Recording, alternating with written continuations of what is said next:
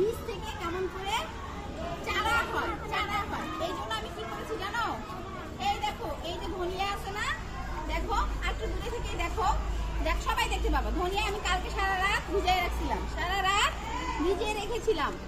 এখন এই যে আমি বসে আছি, তোমরা দাঁড়াও দেখতে পাবা। আমি কি করবো জানো, শোনো, এই যে এখানে মাটি তৈরি করে রাখছিলাম, এটাকে বলে মাটি তৈরি করে রাখা। এইখানে আমি এই ধনিয়ার বীজগুলো, শোনো আমার কথা শোনো, আমি এই ধনিয়ার বীজগুলো এখানে কি লাগিয়ে দেবো, ছড়াই দিব। দেখবা কয়েকদিন পর এখান থেকে চারা বের হবে,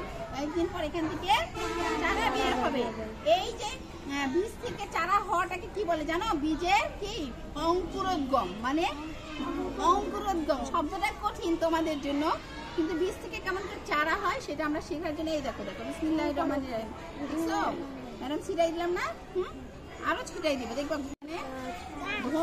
ধনিয়া গাছ বের হবে। আমরা ধনিয়া পাতা খাই না, হ্যাঁ, সেই ধনিয়া গাছ বের হবে। এবং এই যে তোমরা যে শিখলে না, তোমাদের বাসায় যে আব্বু আম্মু কিন্তু ঠিক এরকম করেই কিন্তু লাগায়। হ্যাঁ, অনেকের আছে বাসায় দেখবা যে ধনিয়া গাছ লাগানো হয়েছে, এরকম করে লাগানো হয় অনেকগুলা, দেখবো যে হ্যাঁ অনেকগুলা।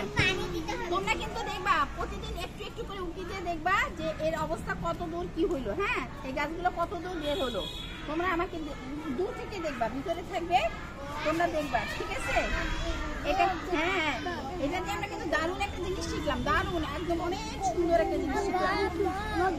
না ধনিয়া বানান জানো?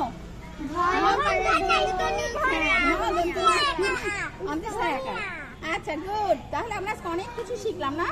এই চারাগুলো যখন বের হবে তখন কি হবে, ধনিয়া পাতা হবে।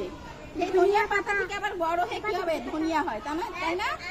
আচ্ছা ঠিক আছে, ভেরি গুড, তোমাদেরকে অনেক ধন্যবাদ।